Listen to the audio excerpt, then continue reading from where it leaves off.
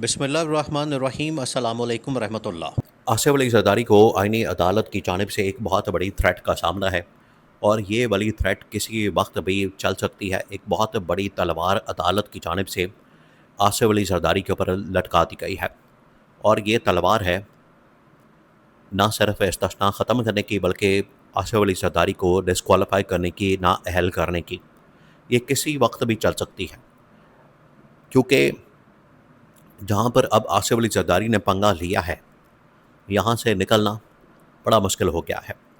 या तो आसिफ अली जरदारी को खुद ही सरेंडर करना पड़ेगा और इस मामले से निकलना पड़ेगा, जिसका मतलब ये होगा कि आसिफ अली जरदारी ने मुकम्मल तौर पर अपनी ताकत का, अपनी पावर का, अपने इक़्तिदार का सरेंडर कर दिया है। और अगर आसिफ अली जरदारी यहाँ पर डट जाता है तो उस सूरत में आसिफ अली जरदारी का रहना नामुमकिन हो जाएगा। लड़ाई लई है सुप्रीम कोर्ट ऑफ पाकिस्तान से, जुडिशल कमीशन ऑफ पाकिस्तान से। उनकी जानिब से मामला ये है, एक लिस्ट भेजी गई है तमाम के तमाम हाई कोर्ट्स के अंदर जजेस की तैनाती के हवाले से, जो कि शहबाज शरीफ के ज़रिए से ऐवान सदर को भेज दी जाती है, यानी कि जरदारी के पास पहुंच गई है। अब जरदारी पिछले 10 दिन से इस लिस्ट को दबा के बैठा है, इस लिस्ट के ऊपर, फहरिस्त के ऊपर साइन नहीं कर रहा, उसको जारी नहीं कर रहा, नोटिफिकेशन जारी नहीं कर रहा, सिग्नेचर नहीं कर रहा, दस्तखत नहीं कर रहा। वजह क्या? आसिफ अली जरदारी की जानिब से वजह ये बयान की गई है। अब आपको पता है ये प्योरली एक जजेस की तैनाती का मामला है और जजेस की तैनाती का मामला ये वैसे भी रूटीन का मैटर नहीं है। वहाँ से जो साइन होते हैं, समरियाँ निकलती हैं, नोटिफिकेशन आते हैं, ये उस किस्म का मामला नहीं है, बल्कि ये मामला है आपने जजेस की तैनाती को मेक श्योर करना है। और अगर आप जजेस की तैनाती नहीं करते तो बहुत बड़ा एक गैप, बहुत बड़ा एक खला पैदा हो जाएगा। अब आसिफ अली जरदारी क्या कर रहा है? आसिफ अली जरदारी की जानिब से ये काम किया जा रहा है कि पीपल्स पार्टी की मर्ज़ी के मुताबिक, जरदारी की मर्ज़ी के मुताबिक वहाँ पर जजेस को तैनात किया जाए, जजेस को लाया जाए। अगर जजेस को तैनात नहीं किया जाता, पीपल्स पार्टी और जरदारी की मर्ज़ी के मुताबिक उस लिस्ट के अंदर उन जजेस को शामिल नहीं किया जाता, तो जरदारी उसके ऊपर साइन नहीं करेगा, जरदारी उसके ऊपर दस्तखत नहीं करेगा। ये है बोन ऑफ कंटेंशन इस वक्त बन चुकी है ऐवान सदर और सुप्रीम कोर्ट ऑफ पाकिस्तान या आईनी अदालत या जुडिशल कमीशन ऑफ पाकिस्तान के दरमियान। तो अब ये दो, आप समझें कि बड़े इदारे, दो बड़ी ताकतें, दो बड़े इस वक्त इंस्टीट्यूशन आमने सामने फेस टू फेस आ चुके हैं। एक तरफ है ऐवान सदर और दूसरी तरफ है सुप्रीम कोर्ट ऑफ पाकिस्तान या फिर आईनी अदालत। अब इनमें से जीतेगा एक, और वो है आईनी अदालत, सुप्रीम कोर्ट ऑफ पाकिस्तान, क्योंकि उनके पास जो ताकत है, उनके पास जो पावर है। और इस मामले के अंदर इस्टेब्लिशमेंट भी सुप्रीम कोर्ट के साथ खड़ी है। इस्टेब्लिशमेंट भी इस वक्त जो आईनी अदालत है उसके साथ खड़ी है, जजेस के साथ खड़ी है, क्योंकि पूरी छानबीन करने के बाद, जांच पड़ताल करने के बाद ये जजेस के नाम लिए गए हैं। अब आप ज़रा इमेजिन करें किस तरीके से नून लीग और पीपल्स पार्टी वाले निज़ाम इंसाफ का कत्ल करते हैं, निज़ाम इंसाफ के साथ खिलवाड़ करते हैं, उनको इस तरीके से तबाह बर्बाद करते हैं, वहाँ पर अपनी मर्ज़ी के बंदे तैनात करते हैं, इंस्टॉल करते हैं, प्लांट करते हैं, उनको अपनी मर्ज़ी से यहाँ से ना सिर्फ बिठाया जाता है, निकाला जाता है।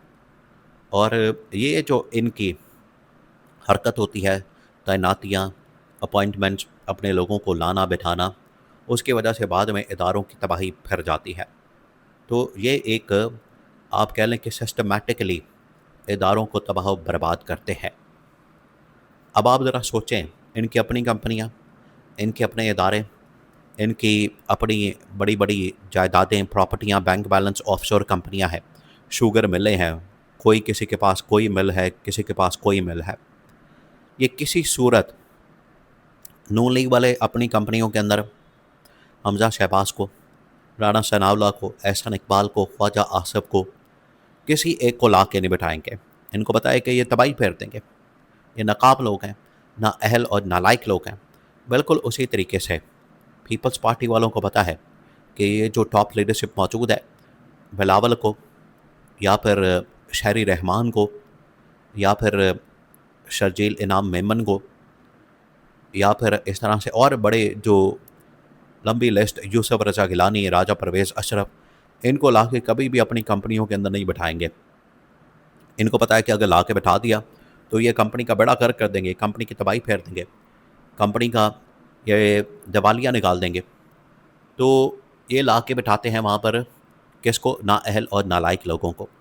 इसी तरह से इदारों के ऊपर ये लोगों को ला के बिठाते हैं और अदालतों के ऊपर भी अपनी जजेस को ला के बिठाते हैं। उसका मकसद ये होता है कि एक तो वहाँ से अगर इनके ख़िलाफ़ कोई केस चला जाता है, इनके ख़िलाफ़ या इनके मफाद का कोई केस चला जाता है अदालत के अंदर, तो वहाँ से इनके हक़ में फ़ैसला आ सके। दूसरा ये कि ये अदालतों को बड़ी आसानी के साथ मैनिपुलेट कर सकें, उनको मैनेज कर सकें और इंसाफ का कत्ल कर सकें और अदलिया के साथ खिलवाड़ कर सकें। ये है इनका टोटल मिशन और ये है इनका मतम नज़र। यहाँ से आप अंदाज़ा कर सकते हैं कि किस तरीके से इन्होंने मुल्क पाकिस्तान के साथ ये तबाही वाला मामला किया है। पहले दिन से लेके आज तक, जुल्फ़िकार अली भुट्टो से लेके आज तक, इन्होंने हमेशा 2 नंबरी से काम लिया। इन्होंने हमेशा यही खिलवाड़ से काम लिया, मैनिपुलेशन से काम लिया।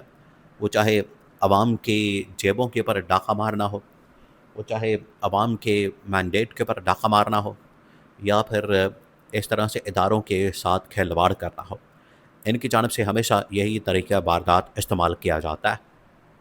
अब ये मामला चला गया है आईनी अदालत के अंदर। अब आईनी अदालत और जुडिशल कमीशन ऑफ पाकिस्तान ने जो लिस्ट भेजी है, उस लिस्ट के मुताबिक अगर ये लोग काम नहीं करते, अगर उसके ऊपर साइन नहीं किए जाते और आसिफ अली जरदारी उसको साइन के बगैर डिले कर देता है, और इसको 10 दिन पहले ही डिले किया जा चुके हैं, मज़ीद डिले करना ये अब मामला अपने गले डालने के मुतरादिफ होगा। तो मज़ीद अगर डिले किया जाता है तो उसके बाद किसी वक्त भी अपॉइंटमेंट से पहले डेट गुजर रही है, डेडलाइन आ गई है, डेडलाइन से पहले अगर ये काम नहीं किया जाता तो उसके बाद फिर आईनी अदालत इनको कॉल कर सकती है, बुला सकती है, इनको तलब कर सकती है, और आईनी अदालत बुलाने के बाद, तलब करने के बाद खड़े खड़े इनको डिस्क्वालीफाई कर सकती है, पहली पेशे के ऊपर इनको नाअहल कर सकती है, इनका इस्तिस्ना ख़त्म कर सकती है। तो जरदारी अब यहाँ पर फंस गया। अपनी मर्ज़ी के जजेस लगाने के चक्कर में जरदारी अब यहाँ पर ट्रैप हो गया और जरदारी को समझ नहीं आ रही कि अब इसका हल कैसे निकाला जाए, क्योंकि नून लीग तो अपनी जजेस लिस्ट के अंदर शामिल करवा चुकी है, जरदारी करवाने में नाकाम है। इस वजह से उसने ये साइन रोक दिया है, और साइन रोकने के बाद अब ये मामला 2 बड़े ताकतवर इदारों के दरमियान डायरेक्ट टकराव, डायरेक्ट क्लैश की शक्ल में सामने आ चुका है।